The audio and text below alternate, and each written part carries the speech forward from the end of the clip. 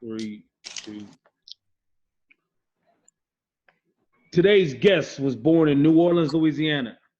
Had a full scholarship to LSU, but never touched the field. Found himself playing 4 years later for the Louisiana Bayou Vipers. Then made his way to the New Orleans Voodoo.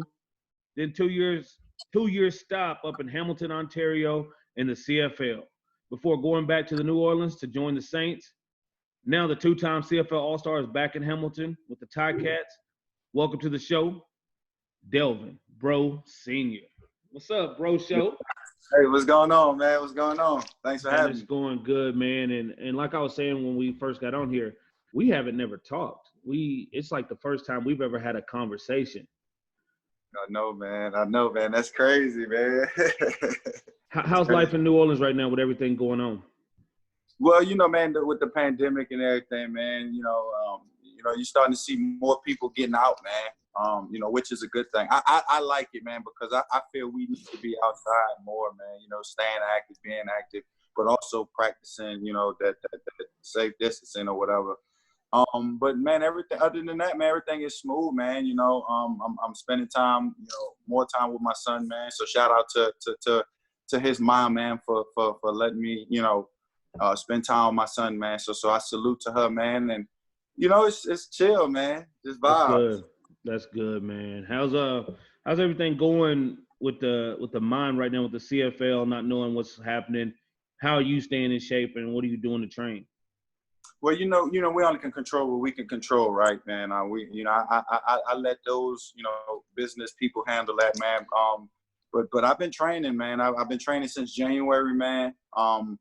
And I just been, trying to be in tip-top shape, man. I knew where I left off last year. I didn't, I wasn't at my best last year, as far as health-wise and everything. So I'm finally back to myself, man, and I'm ready to go be that all-star corner, man. That I've been, man. So I'm just excited, man. Just ready for the journey. Lockdown, man. You really made a name for yourself early in your career, and we'll get there. But let's start where it all started. When did you start playing football? What age were you, and what position did you play? Yeah, man. I started playing ball when I was 4 or 5 years old, man. I was playing running back for Harrell Rams. Me and my brother were on the same team, man, and we actually won a championship my first year. My first go around of playing, ball, man. So that was pretty unique. That was a great experience. And like I said, man, it was just on from that, man. I was enjoying, my life as a child, man, just playing ball, playing baseball, playing, all type of sports, man. So, it's pretty cool. That's good. That's good. What position you play when you first jumped on? Oh, I was running back and linebacker. That's the same as me. Man, I was small, man. I played running back, and then I played the first half as linebacker, as a middle linebacker, man. And I always loved the contact and get in there and get dirty. I know. How was you at running back? How long did you stay on the offense side of the ball? And would you transfer to defense? Man, you know what, man? I was good. I ain't gonna lie. I was good in park ball. I was really good, man. I was dominant, man. I was real dominant in park ball until it got to in junior high school, man. I remember this one play. We was playing against Sarah T. Reed, and I was at running back. No, I lied to you. We was playing against Douglas. It was Frederick Douglas. We was playing against Douglas. And, man, my coach gave me a 32 Ville, man. I'm got it. I'm like, oh, yeah, I got it. Dude hit me. Boom, ball comes out. Man, listen, my coach said, hey, bro, that's it. No more running back. You're done. I said, oh, damn, dog. And that was it for running back, bro. I went to cornerback, man, and I just took off from there, man. So, hey, Coach Greg, R.I.P., man. Coach Prince, R.I.P., man. I love you guys, man. But, Coach, I was a hell of a running back, man. Come on, man. Life expectancy is a little bit longer playing DB than it is playing running back. Oh yeah. So yeah. That was a good move. Who's your idols growing up, man? Who was you rocking with? Like when you was looking up as football players? Man, I was a big Sean Springs guy, man. I was a big Sean Springs guy, man. Fred Smoot, man. Those were my guys, man. Brian Dawkins, man. I was a huge Brian Dawkins, Mel Blunt. Those were my guys, man. My dad, I became a big fan of Dick Night Train Lane because of my dad, man. Like just his tenacity, man. Like his aggressiveness, man. Like and that's why I mold my game after, man. Those old school players, man. That's cool, man. Because most guys say Dion, and you see Yeah. that, but to see the Sean Springs and the Fred Smoots and those guys, Mel Blount, are you a Steelers fan? Are you a New Orleans fan? Or Man, hey, don't put me on spot like that, man. Hey, dog. My dad is still a fan. Yeah, so I I'm understand it. a who that. I'm a who that at heart, man. But my favorite teams growing up were the Washington Redskins and the Philadelphia Eagles, of course. Oh wow, that's the first that I heard both of those. Oh yeah, I'm a Cowboys fan, so being in the NFC East. Hey, come on, man. Being in the NFC East, man, it's hard. Oh yeah, it's hard. What you think about the draft this year? I liked it. I liked it, man. We got some great players. We got some great DBs, some great D tackles, and CeeDee Lamb. Yeah, y'all got some weapons now. He's gonna do some work. So, yeah. I don't know what Dak's trying to do. I mean, for me personally, I've been around the game for so long. I know that when you have young quarterbacks in their first 5 years, you can put great players around them. And right now, I think the Cowboys have made the right decision and said, we got the great players. All we need is a quarterback. And it's probably easier to find a quarterback that can come in and manage than it is to go find a lot of great players. And so, I mean, I hope Dak takes the contract. I like where he's going. I'm not a huge Dak fan, but I think he can get it done with the weapons he got around him. We just got to, we got to get that. We got to get him in the contract. And if we don't, I think we should just trade him and, let's go. Yeah. Time is now. You know how it is, right? I like him. Yeah, I like him. I like that. I like him. Yeah. The time is now. Have you been checking out this Jordan, The Last Dance? Man, you know what, man? I'm not really a big man. No, I ain't gonna lie to you, man. No, I'm not. No. You don't watch basketball at all? No, I don't really care for basketball, man. But the finals, though. You know what I'm saying? That's it. I always watch the finals every year, but I don't care to watch basketball. You know what? I think you don't even have to be a basketball fan to watch this because it's really about the stories that you hear from Rodman and Pippen, but really the mindset of Jordan. And when you think about that mindset to really take over, you know what I'm saying? Like, if you just see his mentality, he goes into that mode and nobody's going to stop him from winning. I think that crosses all sports. I mean, you know how it is in the games on the line and you're lined up against a receiver. You feel like you about to give him your best because that's when the best play the best is, saying at the end of the game. And I tell people all the time, one of my sayings to the kids I train is anybody can make a play in the first quarter, right? Anybody can make that one-handed catch of that play in the first quarter. Who can make it when the game's on the line? And that's where you really have to be important. But just to see Jordan's mindset, you know what I'm saying? I'm gonna go check it out, just bro. See that, man. It's something different. Yeah, I'm gonna go. You know what? I'm actually gonna check it out, man, because I've been hearing a lot of people talk about it, man. But I'm a Mamba mentality guy. Yeah, I'm a Kobe guy, so he learned from Michael Jordan. So I will. I'm gonna most definitely go take a look at it, man. Yeah. I heard they documented Kobe's last season.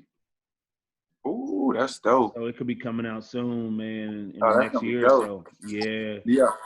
I mean, just see the similarities in the game and see how he really studied Jordan. Like every move to a T. I know, bro. It's crazy. It's crazy, man. Like, man, that's crazy, man. But that took, countless hours of work, preparation, studying.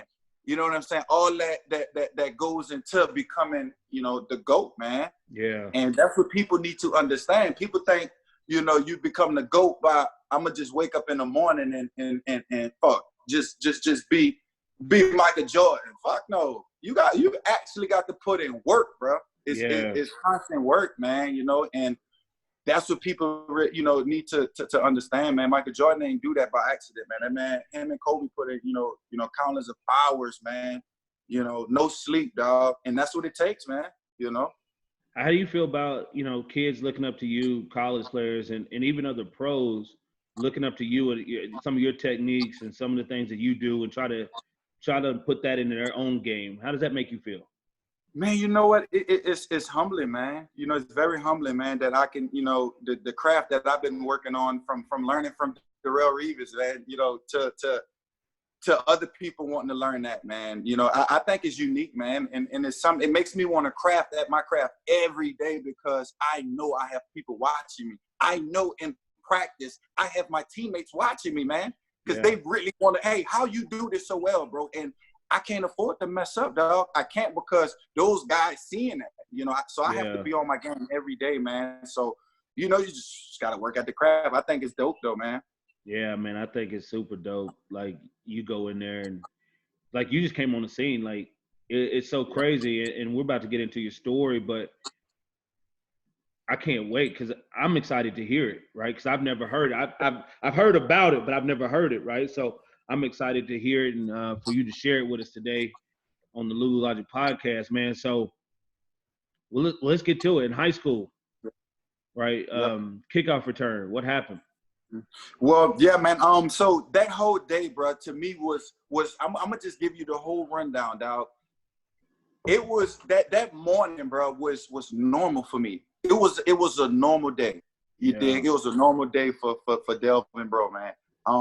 You know, ate breakfast. My dad played Ain't Nothing But a Gangsta Party. You know what I'm saying? We vibing. You know what I'm saying? So it's a normal game day for me, man. And I'm like, oh, it's going down. Then I get a call from my dad. I mean, from my coach. And my dad was telling me on our way to school that morning was Coach Porter, which was the running backs coach, was going to be coming to the game. Him and another coach was going to be coming to the game. So that got, I was like, oh, hey. I'm like, in the scene, I'm like, oh, it's going down. I have to make a play. Like, they're going to see something tonight. Like, I have to start as a true freshman. Yeah. That's how I was. I was so excited, man. Like, and knowing my coaches was going to be there, just put the icing on the cake because I was already committed that summer. And so I was already excited. I was excited. So I knew they was coming. So getting to the game time, man. Like I said, it was normal. You know, the game was going well. You know, we come into out of halftime, man, and we going on kickoff. And my coach like, hey, we missing one. Hey, bro, you got to be out there. I'm like, Coach, Coach, I wasn't out there last week. He was like, yes, you were. I said, well, that was because we have to do the return. I wasn't in practice all week, bro. I wasn't at L1. I wasn't on kickoff all week in practice, bro. Wow. Now I got to be out there, bro. I said, you know what, though? The person I am, I say, fuck it, Coach. Grab my helmet, put my shit on. Man, I got out there. I told my best friend at the time, Carl Kravitz, I said, listen to me. I'm going to go make this play. Watch me. Watch me go make this play. He said, all right, bet. All right. Bro.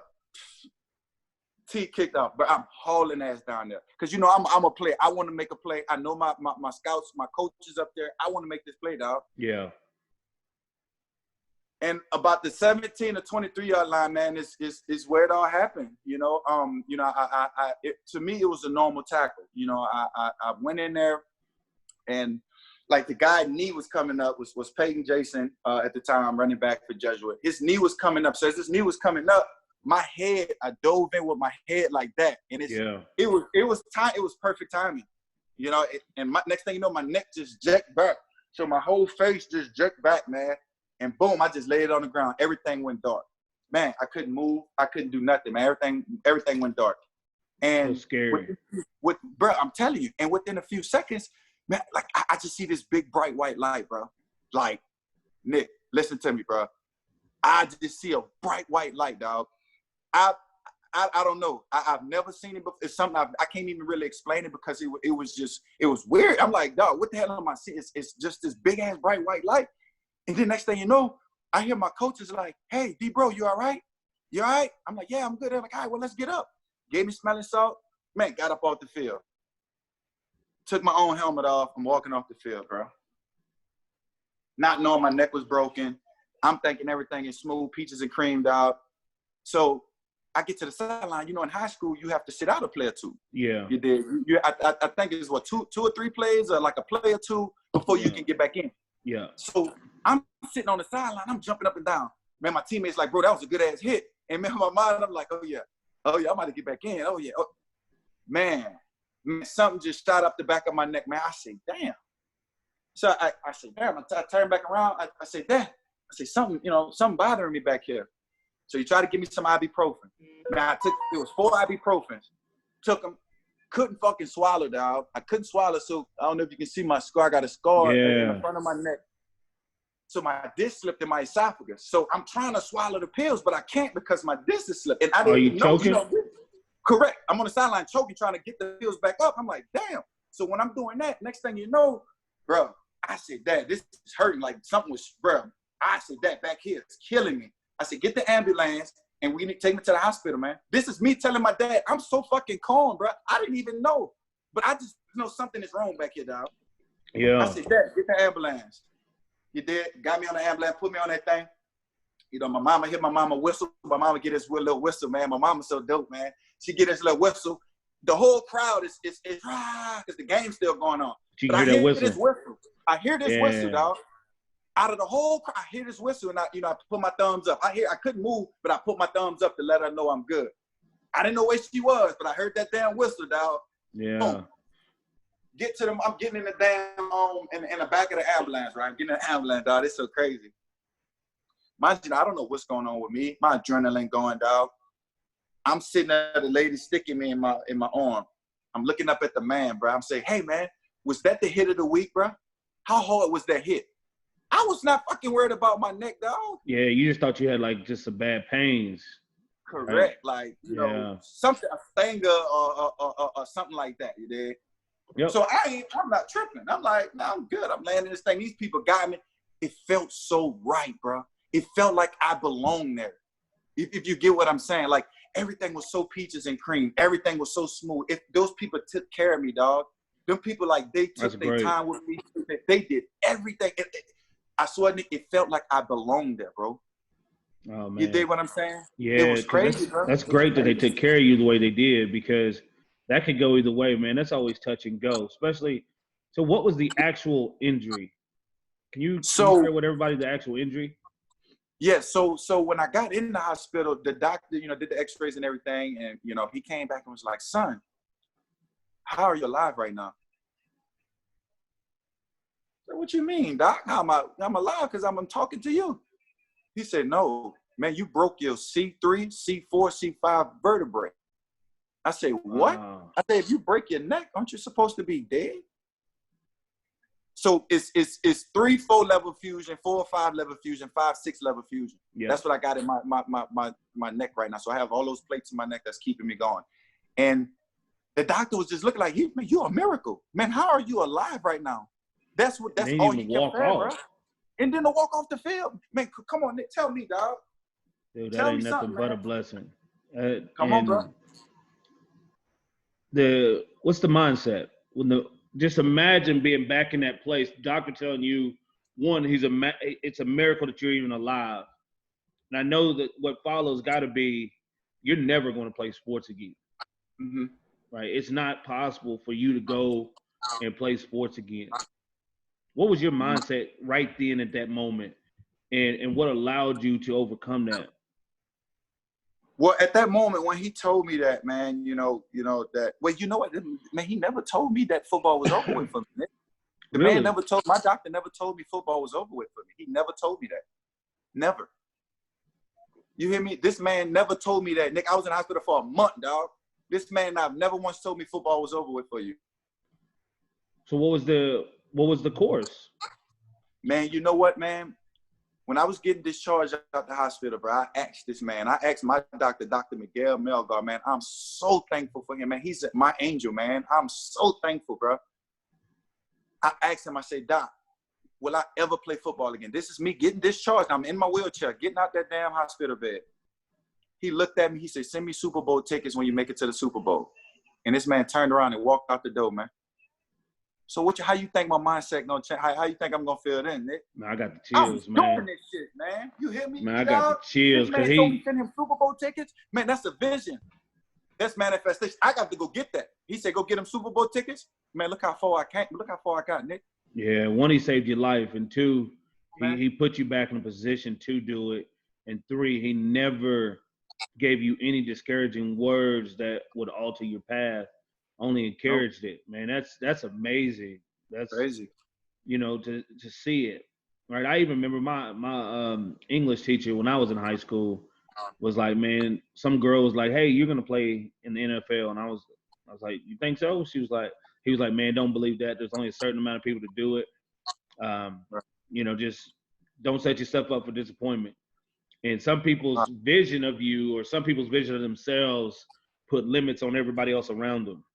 You know what I'm saying? And I'm glad that he didn't do that, and you got the opportunity to stay motivated through that situation. So what leads up when you leave the hospital, you finish your senior year, how's that going? Are you training to play, or what's going on in your mind? Man, you know what, man? Once I got done, you know, I got discharged from the hospital in November of 2006. Nick, I'm running track 2.5 months later, Really? man. I'm running track in state indoor, man. State indoor finals at LSU. Come on, man. Can you believe it? 2.5 months out the hospital, Nick. I'm running track in my senior year in high school. I'm running track. I got the footage to prove it. I'm running track 2.5 months after I broke my neck, man. You kidding me? Man, that's a miracle. That's a true miracle. Come on, man. Like, you got to wake up every morning feeling blessed. You hear me, man? I smile, bro. The days I be angry at myself, I shouldn't, man. It's selfish the way I be thinking sometimes, you know. So I alter my mindset as to, man, your ass should be fucking smiling every day. Your ass should be excited every day, man. Do what you want to do, Delvin Breaux. God got you covered no matter what, man. Because your time was supposed to be in 2006 on that damn football field. Yeah, man, enjoy your life. So I started putting that into my mindset. Think positive. Make other people smile. Look at the world different. Open your mindset. Adapt to different cultures. Learn different things. Man, I love to travel, bro. Yeah. Man, it's crazy, man. It's crazy. Be a constant learner. That's yes, good. Sir. Then you get to LSU. Mm-hmm. Tell us about what was your mindset going in? Did you think you were going to play, or what were they telling you, and how were you seeing it? Well, once I got, you know, discharged from the hospital and everything, before I arrived at LSU, I had a phone call with Les Miles. Got on the phone call with Les Miles, head coach at the time, man. You know, I'm so thankful for him, man. He's another angel, because they didn't have to honor my scholarship. You did. They didn't have to do that, bro. You know, that was so dope of them, man, because it gave a kid, a black, African-American kid, you know, from New Orleans, Louisiana, a damn chance, bro. You hear me, dog? All he did was gave me a chance, man. Yeah. You know, so I'm so thankful, you know, for Coach Miles giving me that phone call, man. It was one I would never forget, man, you know, of them, you know, honoring my commitment. And my guy, he was like, man, you did not lean towards nobody else. You cut off every recruitment just for us. You only wanted LSU. So we have to do right by you and honor that commitment, man. That's awesome. I think, damn, that's so awesome. Bro, look, man, I'm so thankful, man. So thankful, man. And then when you got there, tell us about that, arriving at LSU, seeing the guys on the field. Man, Nick, man, I had one hell of a time in college, man. I was like so bad, bro. I swear, man. You was there with some ballers, though. You was there with some other ballers. You was there with a lot of ballers, and I bet you had a good time. And yeah, man. You know what, man? That whole process was awkward for me, because when I went in, they had 3 LSU doctors, things like Chip Bankston, Dr. Burnham, and somebody else. I can't remember, but you know, they didn't clear me. They didn't clear me. All 3 doctors on the same exact day, you know, told me the exact same thing. So it's kind of like it was rehearsed, kind of almost, sort of. And, you know, I didn't say too much about it, because I knew I just recently broke my neck. I needed time to let my neck heal, let myself build my focus, let me build courage, let me just get this fear. You know, I have to overcome that fear. Yeah. And, you know, and I'm glad they didn't give me the opportunity to play. I'm so blessed and thankful, because who's to say what could have happened, man? What if my neck wasn't all the way healed at that time and point, and I go make a, because you know SEC ball is fucking, that's top of the line. That's big boy ball. That and the Big Ten, y'all smacking over there every week. So if something was to happen to me, man, and you know, they're liable for it. You know, so I'm so thankful that they were patient with me, even though I was being impatient. I'm so thankful that they were patient, man, because you know, I'm just glad to be alive, man. I promise you. Yeah. How long were you at LSU for? So I kicked myself out in 2010. I'm gonna be honest with you, because I'm gonna keep it authentic. I kicked myself out in 2010, man. So I was there from 2008 of spring, until my beginning of junior year. a junior year, first semester, spring semester, whatever that crap called. So yeah, that was my time there. Oh, okay. So where'd you go from there? Like, what was the plan? So man, it's crazy. So during that whole time was my dark period of time of trying to commit suicide, that was my worst.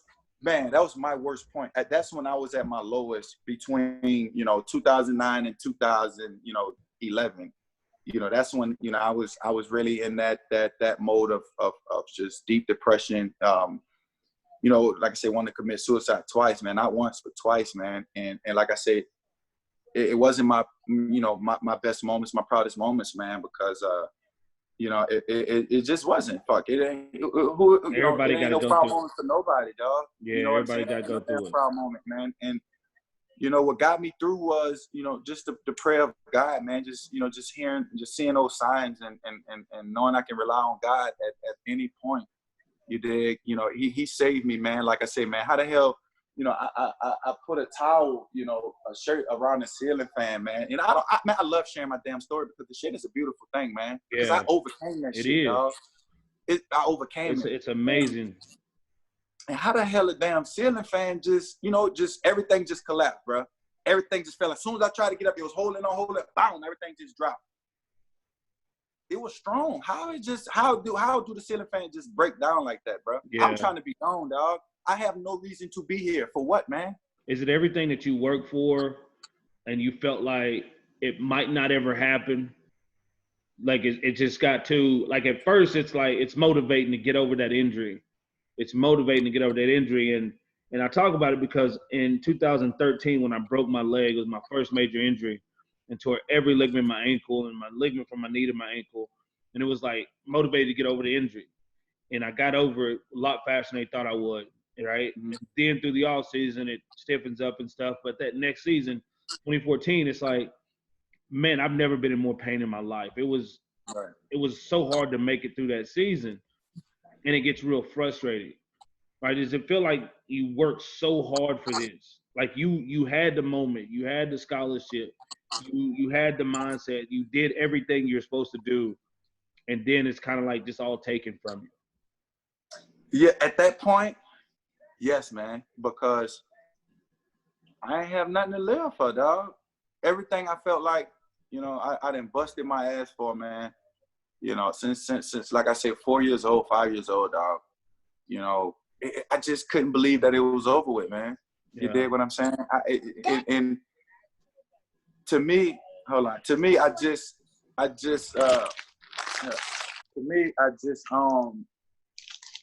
couldn't cope well with it, man. I just didn't cope well with it, and like I say, by the grace of God, man, I was able to escape those moments, man, because, I know it wasn't my time. It wasn't my time. Yeah. And like you say, man, it get depressed when you, like you said, you worked your ass off and you still running 446. You still bench pressing 385, 405. You still squatting 580. You're in there training with the Patrick Petersons. You know what I'm saying? The Chad Jones, man. You in there with those guys. Charles Scott. Day in, day out. Terrence Tolliver's, dog. Drake Nevis. I'm in there with those guys, bro, and competing with them, and you telling me I can't fucking play, man? Man, fuck that, bro. It got to a point to where I just got so furious and frustrated, and like I said, it went back to me being selfish. Yeah. I was only worried about that whirlwind. Exactly, bro. So I was just like, man, I ain't got no purpose in this motherfucker, dog. So I'm gonna do what I gotta do. I was taking pills at one point. Like I used to just take buku pills and just drink. At the time, I ain't gonna lie to you, it was fucking red berry Ciroc, dog. Man, it was my favorite motherfucking drink, dog. I kid you not. And I would go to the store and buy like the little pints and the little small, little bottles of red berry Ciroc at the time. And I would go home and take pills and just drink my liquor, take shots of my liquor, hoping I don't wake up the next day. But some fucking how, dog, I always fucking wake up. And it sucked, man, because it's like, what am I going to do today, dog? I'm depressed again today. So you know what I'm going to do? Boom.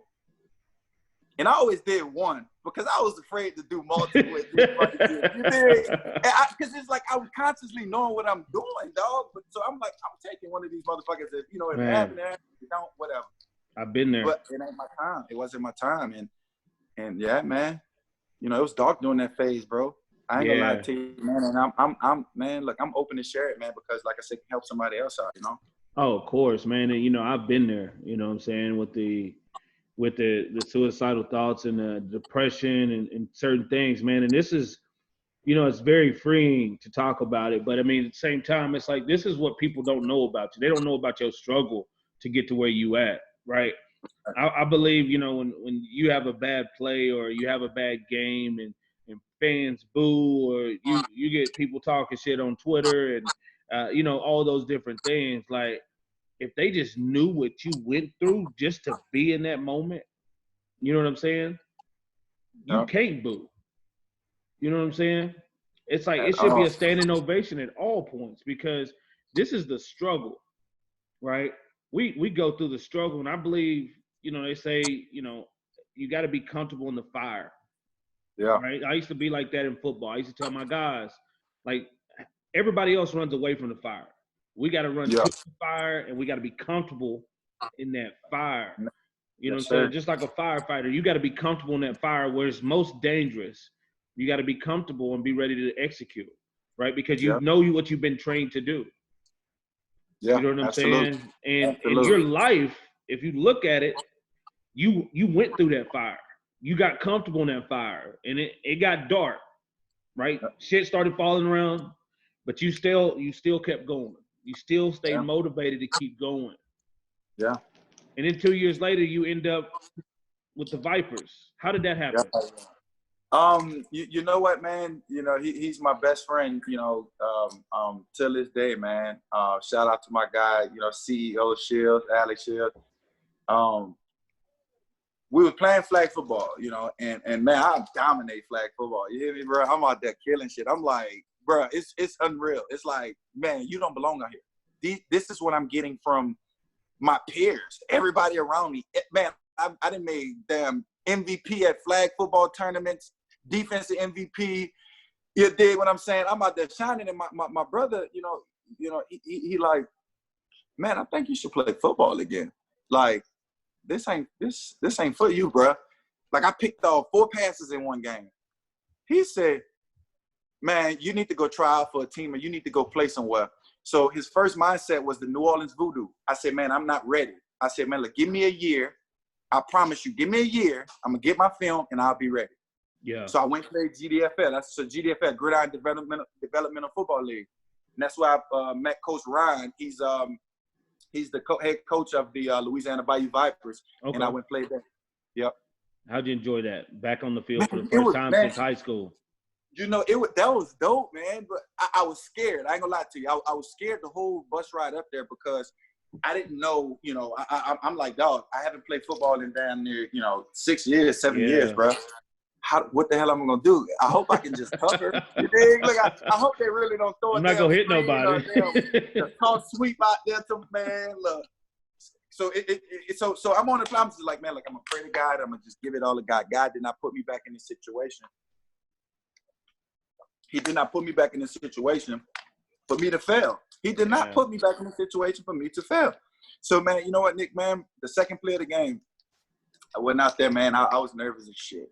Man, I had a fucking running back, Brandon Jacobs. Imagine big Brandon Jacobs, dog. Oh, my God, dog. Bro, was it 28-38 sweep? But, man, they gave that thing to him, bro. This man came off that. I said, uh-oh. In my mind, I'm like, this is it. I'm going to be dead or I'm going to be alive. I went in, boom, I shot him low, took my head out, boom, shot him low. He went down. I stood up, I said, I'm not dead. I'm not dead, let's go. Man, look, Nick, I took off, dog. Man, the kill switch is on now. It's over. Man, that was it. That's all I needed. I needed to feel that contact. I needed to, you know, to know that everything was going to be okay. Yeah. Man, I went in the All-Star that year, man. I had a hell of a year, man. And then, you know, that's when Voodoo, you know, picked up Wayne, and I went there. Went to the Voodoo. Did you actually play for the Voodoo, or what happened there?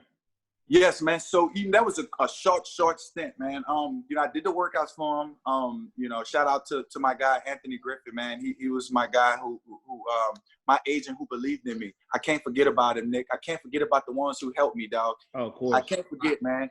this man, Anthony Griffin, man, he bent over backwards for me to get an opportunity, bro. You know what I'm saying? He reached out, he put his neck on the line, man, and he was out of sports management worldwide at the time. I don't know where he's at right now. You got it? And, man, I just want to say, you know, that's another angel, man, you know, because he believed in me, man. He knew what I've been through, but he also knew the passion and the heart and the work ethic that I had inside me. Like, he felt that passion, you know, through my email. It wasn't through talk, man, it was email. No, that's how much passion I had. I was like, man, he has to, man, somebody has to take a chance with me, man, because I know I'm ready for this opportunity. Yeah. He took a chance. Man, and he got me to work out with Pat O'Hara and New Orleans Voodoo. Man, I go out there and kill it, man. 4-3-8. Man, I lock down every receiver. Guys who play in the NFL, bro. I'm shutting them down. They're like, man, where the hell this guy come from? You know, who is this guy? And, you know, my name started buzzing around that camp that day. And, man, Pat O'Hara was like, oh, no, you staying here. You have to sign with us, man. I said, what, today? He's like, oh, yeah, we want you here, man. I said, well, I have to get clear with my – he said, no, we're going to make that happen. Don't worry about it. Man, I killed that. And I went played. I played with the Voodoo for 3 games. 3 games, and then I had a slight tear in my rotator cuff. And they put me on IR for 9 weeks. So during the 9 weeks in arena, you can actually go work out for other teams. You can, you know, go to CF higher up, obviously. Yeah. You know, you can go travel. They can come take you. So my agent at the time, he reached out to me. Well, he's my advisor. He reached out to me and was like, hey, man, Hamilton wants to bring you up for a workout. I said, well, how the hell Hamilton know about me? I only played 3 games. He was like, man, that's the scouts. That's what they do. They come down here. They do their homework. You know, they must have liked it. So they saw you as a big corner. They looking for big corners now. Thank God I switched the damn cornerback, huh, Nick? Yeah. Back in junior. Well, thank God I fumbled that damn ball, huh? Thank God I fumbled that ball, huh? Shit. Man, everything happened for a reason, man. And you know what? I'm starting to realize that everything really happened in my life for a reason, man. So yeah, I went up there, you know, and I worked out for Hamilton. So yeah, it's quick. And then you've been there, and I mean, you stepped on the scene. It was like, I'm ready to take over. I always love the mindset certain players, and you could tell there's guys that come up there, they have fun with it. They come up there, they play around with it. There's some guys that just, when they step on the field, you know it's business, right? Yep. You watch them work on film, you just like, man, this dude is giving this dude business over here. Oh, yeah. Okay. Getting in Hamilton that first year, what'd you think about Canada? What'd you think about Canada and being in Hamilton? Man, let me tell you, I had no damn clue what I was giving myself into, dog. Man. Look, I had no damn clue. But I'm getting in the airport. Well, what I could say was it was beautiful. You know, going through. You know, when I first announced it was beautiful. But I did not have no idea how cold it got. Man, I didn't have no idea that Canada existed, bro. To be honest with you, dog, I was so closed-minded, bro. You know, as a kid, man. You know, I didn't care what was outside of New Orleans, dog. Yep. You know, so me as a kid on the plane. First time ever on the plane, dog, nervous. You know, I'm like, bro, what the hell I'm expected, man. You know, the flight attendants were so nice. They were cool, bro. I said, oh, Canada, I can see this being pretty cool, you know. I get there, bro. Everybody's so welcoming, so calm. Everybody's, hey, how you doing? You know, hey, Delvin, welcome. You know, blah, blah. I said, man, I can see myself living here. It felt like I came into paradise. I almost say, like, it felt like I left the dark and came to life, if you get what I'm saying. Yeah, 100%. New Orleans is dark, man. Yeah. It's dark down here, dog. It's dark, bro. Yeah. So at that time, I'm like, man, this is my peace. This is, man, I have all the Canada. I can play football. I don't have to worry about getting shot at. I don't have to worry about getting robbed. I don't have to worry about getting stabbed. I don't have to, and it's sad, bro. It's sad that I have to say that, but that's the truth. That's the reality I was living in, dog. You dig? And that's everybody. We all live in that damn reality. Yep. So for a kid like that, man, to be out there, man, it was dope. Like I said, I had to adapt quick. It was a different world, different changes. You know, people were, nicer. Like I said, bro, people like I bumped somebody. They're like, oh, I'm sorry. I said, you sorry? Well, I bumped you. Well, damn, man. I said, how nice could you be?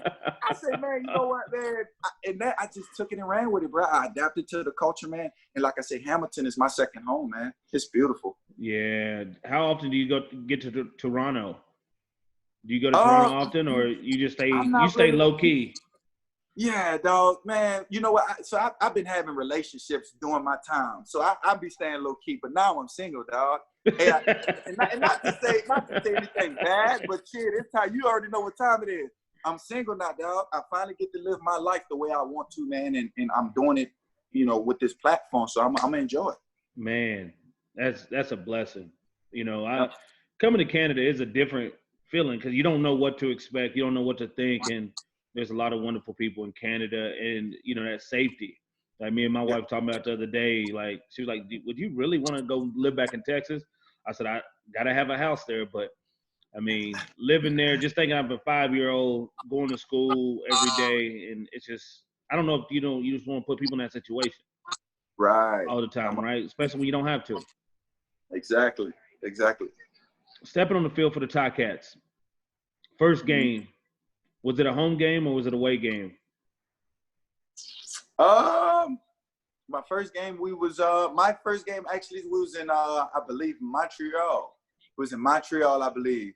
It was a away game. Yep. My first game kind of as a preseason game. Okay, was that 2013? Yeah, 2013. Yep. We playing against Montreal the first game. I believe it was Montreal. If I can go all the way back, it was Montreal. I think so. I believe so.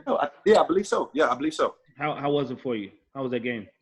That was so I was already hip to the game because of arena football prep. Yep. Man, look how God made the way for me, man. He made the way, man. So I was already used to the waggle by playing arena football. So by the time I got out there, it was so slow to me, bro. I'm like, okay, come on, dog. All right, I'm on it. Boom. Because you only can run so much in a boundary. I'm on that.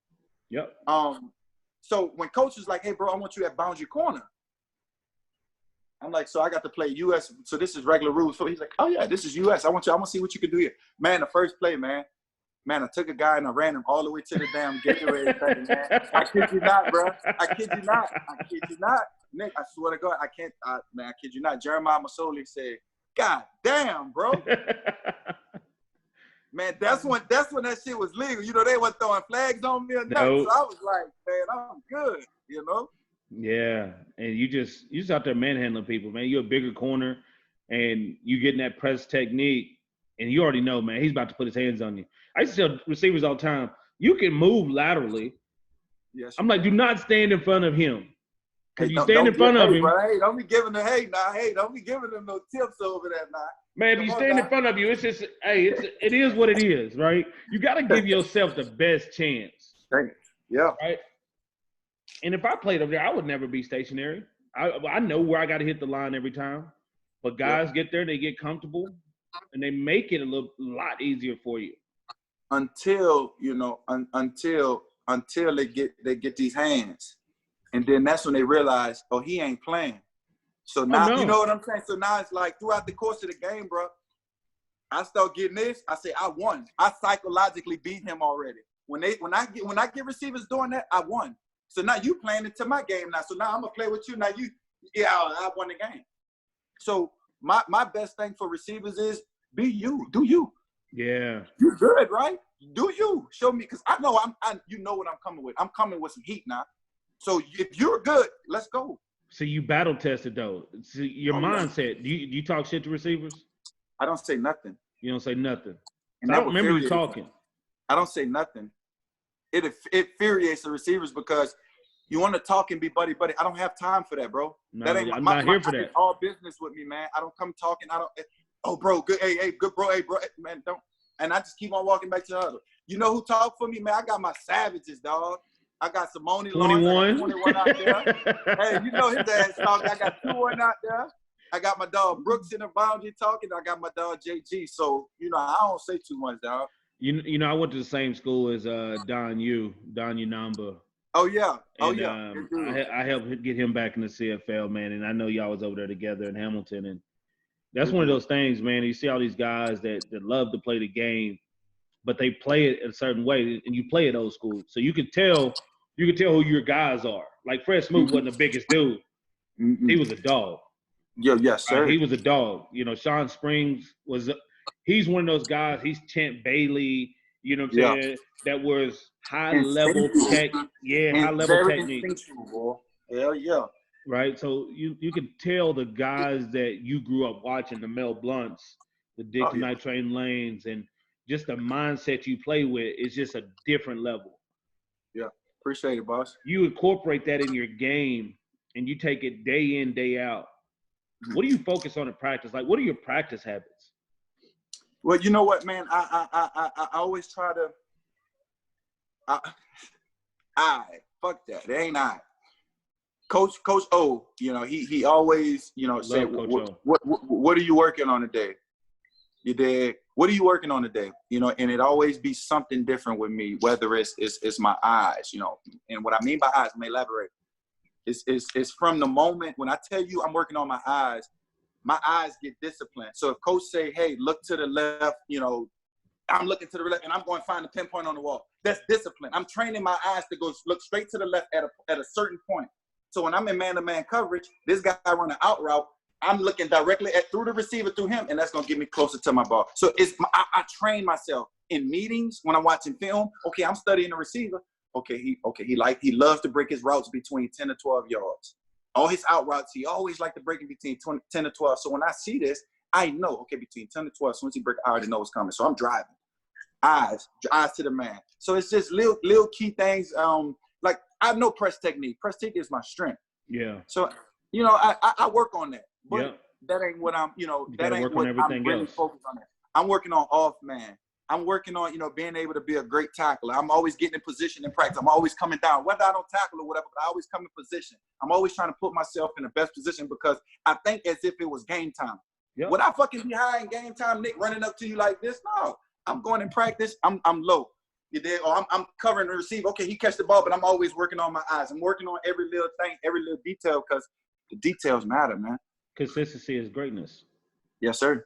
Right? Consistency is greatness, and that's what it comes down to. And, you know, I tell all my receivers and anybody that I train, man, consistency. So I don't give a damn about no one-handed catch. I don't give a damn. Everybody, you play long enough, you're going to make some highlights. Yeah, if you can be consistently good, be where you're supposed to be, do what you're supposed to do, you know, execute how you're supposed to execute it, man. And in that mindset, you know, going into practice every day and saying, there's one thing that I got to get better at today. Not the whole game, because once you add up all those little pieces, game going to be solid. It's going to break your whole game. Game going to be solid, right? Yes, sir. I used to tell my running backs at BC last year, play as if you have no talent. Then you can play forever. Yeah. You know what I'm saying? If the only way you can play pro football is with your talent, once your talent fades, you fade. Yeah, you out the league, dog. Right? So it's great to see your mindset and how you approach those aspects of your game. One thing that I've trained every position from O-line to D-line to linebackers, DBs, receivers, quarterbacks. I've been training kids for 12 years. And one thing I always tell my DBs, and if you can elaborate on this, or if you've ever heard it in this way, but every play, if you've watched film, every play, due to the situation, you have a route in your head that's picked if they throw that route. Mm-hmm. No, so what I do is I do by down and distance and formation. Yes. You did. So listen to me. So when coach be like, hey, woo, okay, spin back. He's calling this call for a reason. Okay, so it's 1st and 10. He's calling this call for a reason. Now look at the formation. Okay, 32 set, or is it 23? Okay, 32, he comes over. Oh, boom, he going back. Okay, now I'm set. Now I'm playing. So now I know in the 32 set, back weak or back strong, I know what I'm getting. Yeah. So I'm already looking at the back. Okay, the back is weak. Okay, I already know what I'm getting. I'm getting double outs, or I'm getting double ends. I'm getting a cube route, or I'm getting scissors, or I'm getting something. So now my mind is my antennas are up. Yeah. You play the game mentally. Whatever formation. Yeah. So whatever routes I seen in practice that week, I'm already, my antennas up. Okay, damn, I already see. Okay, back week. Okay, 32 set back week. Okay, boom, I already see it. Oh, boom, now I'm making plays. So and it cancels out everything because you already know by learning formation. If the back is weak in 32 set, they only can run so many routes. Exactly. I'm on that. I'm not thinking too much now. Everything at 41 sets is going, 23 sets go. I'm not worried about that anymore because it's 32 gun week. I know what routes they like to run. It's 1st and 10. I know what they like. P and 10. I know what they're coming out in P and 10. I'm on all that. I'm on it. Yep. So you got. I be on the game, dog. In that boundary, if they free release that back, you're getting some kind of in breaking route. Correct. Right. So Once he come out, it's something there. Cool. Yeah, you getting some in-breaking route. So that's awesome.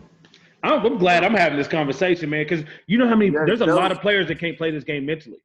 There's a lot of players. Like, you set yourself apart when you learn the game and you know the game and understand the game. There's so many players right now that can line up and be great athletes. Yep. They can out-athlete you, make great catches, make great tackles, make great picks. But up here, they can't play the game mentally. Exactly. Every play is like a new play to them. It's just like, you know, the situation come and you like, yeah. Why would you jump that? Like, what do you mean, why would I jump it? Like, I mean, we up by 7. You don't have to jump that. Okay. Right? You got to know the situation. But if you plan it mentally, you're mentally working your way through a whole game. You know the situations. You don't have to overly think about them. Nope. You already know what you're trying to accomplish in the game and within the scheme. And that's what I do in practice. You ask me what I work on. So every day 3, right? We have I mean, it's practice, but it's a mental day for me and my boundary half and my wheel back. Yep. It's a mental day. We treat that day like game day. You hear me, dog? We on communication. Hey, we talking. Hey, woo, woo, woo, woo. Hey, woo, woo. We talking. Every day 3 in practice. And by the time game time come, what you think, Nick? It's all calm down. It's slow. Hey, we talking. Hey, woo, woo. Hey, they run. Hey, woo, woo. Hey, slide, la, la, la, la. Whatever the situation may be, we already know. Cooling each other off. That's it, y'all. That's it. Should be so easy in the game, but it'd be so smooth. It's supposed to be. That's the way it's supposed to be. You didn't put the work in through the week if the game is hard. There you go. You know what I'm saying? If the game is hard, you didn't put the work in through the week. Like, it's crazy because I used to have, like, you remember Tiger Vision on the video game? Like, I could see I could see the spot on the field. I was like, if I get to this spot, by the time I hit the line of scrimmage, I knew what the defense running. I said, if I get to this spot, that's a catch. Right. I already knew. Hell yeah. I just got to get to that spot. Right? So it's crazy because when you, like, I first started really playing it mentally.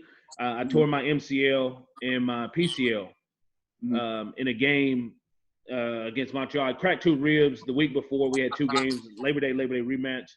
Cracked my ribs, played in the second game. Then the next week, still feeling sore. I went down, slid, went knee to knee with someone, and tore. And I mean, it was so simple too. It was like I just slid, knees came, hit. But moral of the story, I did all that. Then I was like, okay. I had my first 10-catch game the next week, playing with a big knee brace on, and I was like, I definitely was like, man, I'm not an athlete right now. I'm just catching and getting down, but I had 10 catches, right? And it was just like mentally, I had to do things that week to get ready to play that game, because I always say there's no excuses. If your injury's an excuse, don't step on the field.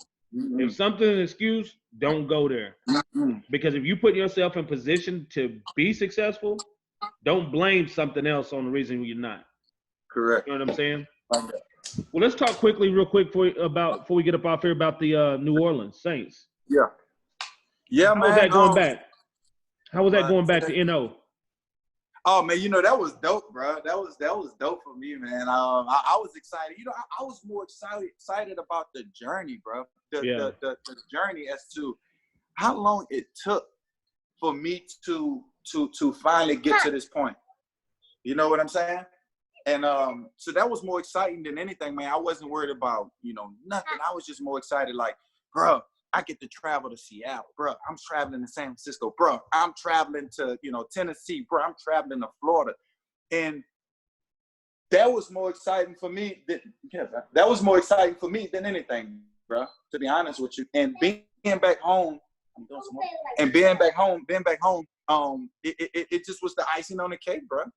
Family here, friends here, you know, working out for in front of Coach Payton, man, and Mickey Loomis, man. You know, like, that was a dream come true for a kid like me, dog. Yeah. You know? Then I just think back to that doctor, right, and that path, right, being in that position, after going through that whole path, man, what you went through from the day you broke your neck to the moment you signed with the New Orleans Saints is a hell of a journey. You know what I'm saying? And Yes, then sir. you put in 3 years. You put in 3 Yes, sir. years. I know you had some injuries while you were there as well, and some things. You got to suit up with one of my good friends, Brandon Browner. Oh, that's my young dog. soldier. Yeah, dog. He used to hang out with me, Cope, and Rambo every road trip and all the time, man. So that was our little bro, man. So yeah. So just talk a little bit about how much fun you had in New Orleans, and then we'll finish it up with the Grey Cup of last year. Yep, sounds good. You know what, man? My experience with New Orleans was dope, Nick, man. Like I said, bro, everything was just so smooth. It was, you know, I'm humble. Yeah. You know, I have to be humble. Stop, man. I have to be humble. I have to be confident because, man, I can't let my city down, dog. Yeah. I can't let my fans down. And not only that, I can't let myself down because if I'm doing bad out here, bro, you know how many people gonna talk shit about me, dog? Yeah. On that Monday, bro. So I got to protect myself more than anything, bro. You know, so yeah. I know who I am. I know what I was bringing to, you know, the Saints team, man. And I brought some fearless shit to that secondary, man. And all we have to do is just build and grow, you know. And, you know, we didn't. But like I said, man, I just enjoy my time in the networks that I met, you know, like those guys that I met, like you said, Brandon Brown, the dog. I never met Brown until, you know, no, I actually, you know, funny story, I met Brown when that was it? Oh, 2009, 2010? Yeah, it was Mardi Gras. Okay. I met Brown at Mardi Gras one time, man. Down in New Orleans in Mardi Gras, man, I met Browner, man. And, you know, he was like, I said, hey, bro, I'm getting to the league, dog. I'm gonna meet you one day. You hear me, bro? I'm going to meet you. Mind you, now, we don't even know this is going to happen. I'm talking to this man like he a regular dude. I said, bro, I'm going to be there with you, dog. I promise you, I'm going to get there. He said, all right, my nigga, come on, bet up. I said, all right. Bro, I walked in the facility. They signed this man, dog. He came up to me, bro. He couldn't do that but just shake my hand, dog. I was like, man, that's respect, dog. That's it. I didn't really know in depth of your story, man. But when I went ready, bro, dog, I salute you, bro. Yeah. And from that moment on, man, Brown have been tight, man. Yeah. You know, like I said, I enjoyed the experience, man. It was dope, bro. It's just I didn't like the way the shit ended, bro. It's just, you know, I'm over it now. I've been coped with the situation that happened, man. You know, when it was going on, you know, I forgave everybody. I forgave coach. I forgave the organization, man. But what I didn't like was the way it was, the treatment of respect. Yeah. Is what didn't sit well with me. And that's where I get, you know, in my podcast I've been doing, you know, recently, I get so expressful, man, because it was so fucked up, man. Yeah. That I wouldn't want nobody to go through that. Yeah. You know, that's why I'm trying to bring light to the situation. My fans keep asking me, bro, it's crazy, bro. I can show you all these messages. Why did you leave us? Bro, Sunday was Mother's Day. I had a kid come up to me and say, man, you was my favorite cornerback. Why you just left us? And damn, like, what you want me to tell this little kid, man? Yeah. Man, I bought your jersey and everything. I don't know. I don't have no explanation either, man. Can we figure this out? So you know what? I'm gonna bring light to the situation because I wasn't the only one who been through that, bro. There are more guys before me, and they have guys going through that situation now. So me bringing this out, man, is I think it's dope because it'll give guys insight. It'll get a world insight. It'll give fans insight as to what goes on behind closed doors, man. And that shit ain't cool. Yeah. You know Devontae Harris? Oh, that's my guy, man. Yes, yeah, sir. I've known him since he was a little kid, man. Yeah, that's my guy, man. He's doing good right now with the House of Heroes, Harris House of Heroes, man, in Dallas. He got everybody pulling up. Hey, you know what, man? I might drive up there, bro. Just, you know, from New Orleans, just hop in my car, man, and just take a drive, bro. And go to Dallas and just pop up on my dog, man. Yeah, he's doing good. I think I'm gonna do that, bro. I'm glad he's doing well. Well, let's talk about a little bit about the Grey Cup last year and looking forward to what's next for you and the Ticats, man. How was that, man, going in that game, man? I thought y'all had the edge. I think I picked y'all to win the game. Man, That whole moment was shot, man. You know, like me and Jagger Davis, bro. Like, man, we some OGs. We played this game. We done been in multiple Grey Cups, so we know how to stay calm in crazy situations. And after the first touchdown Andrew Harris ran, dog, he scored that thing, bro. We looked at each other, dog. We said, uh-oh, it's that time. And whenever you say that, uh-oh, you know what uh-oh mean. Like, this ain't about to be fun, bro. Yeah. It was in the first quarter, dog. Man, I say, man, it just wasn't good, man. And like I said, I hope that moment was a lesson for, you know, a lot of guys, because you can't let the moment get big, man. It's a game. Just a football game, dog. We just on a bigger stage. We have more cameras now. We have more. That's it. Don't let the game get big, man. And you know, all I can do as a leader was tell the guys, hey, calm down. Just play your game. Do you. Yep. Man, guys' eyes all big, man. You know, doing stuff they don't normally do. Man, what are you doing? You don't play the game like that, bro. Just calm down. That's it. And let's go do what we do, dog. It's one play at a time, man. You can't. There is no 8, 9-point plays, no 10-point plays. It's just how do you rebuild this one brick at a time, right? So one at a time. Yeah, man. Yeah. Looking forward now to this year. You ready to go? Yeah, man. I'm excited, man. You know, like I said, my mind is not on football at the moment, because I always stay where my feet are. You know, my feet are to take care of my son, man, and spend as much time as I can with him, bro. You know, but I still train. I'm still grinding. I take him to go work out with me, man. So, but my feet are here, man, and it's to take care of my son, get as much time as I can, because in 6 months, be lonely as hell up there. So, okay. How old is he? As much time with him, man. And when it's football time, it's football time. When I'm on my road, because I drive to Canada, so when I'm on the road, man, that's when my focus is going to shift football on. You dig? Yeah. He gone. I know he said, man, it's time to get on this road, dog. 21 hours, and we got to make this shit work. We got to go make the 53-man roster. That's my mindset. Make the roster, not the 53-man, but make the roster again. Make the roster. Make the what is it? 46. 46. Yeah. Make the roster. That's my mindset. Make the roster again. You dig? Listen to me. Every year. Nick, I always go every year, bro. My mindset on the top of my goals was make the team, make the 46-man roster, because I can never get complacent, dog. I can never get comfortable, because you know they got these young bucks coming up now, boy. Them boys running down there, them boys hips opening up now. You hear me? So what I got to do, dog?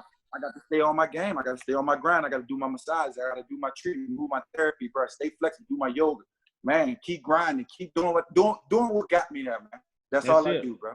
That's it, especially when you know that, you know, they get paid to replace you every year. It's a competition game. You like I say about that fire, you got to be comfortable in that fire, and you got to be able to compete, right? You know, the coach went out trying to replace you all off season, right? And it's your job to come back and just solidify what you've done and to remind them who you are, right? Once you set the bar, you got to reach the bar. If you don't reach the bar, then they looking at you. Now they're like, oh, well, he ain't as good as he used to be. Maybe this kid right here maybe he's done, or maybe this is the next guy. You can't let him feel like that. Man, I appreciate you coming through, man. I appreciate you coming through with this, man. That's awesome. You know what? No problem, boss, man. I've always been a fan of the way you play. Now I'm a fan of you. I'm going to root for you for the rest of your days, man. In life or on the field. That's an amazing story. It's an amazing testimony you have, and I appreciate you coming on and sharing with us, man. That's awesome. No problem, man. Appreciate it, dog. Hey, so you said you have a podcast. What's the name of your podcast? Where can they find it at? And also, how can they get a hold of you on social media? I was doing a podcast. Oh, okay. I don't actually have one myself. I was doing one. But you could follow this guy once I was doing. It's called Hold the Mayo.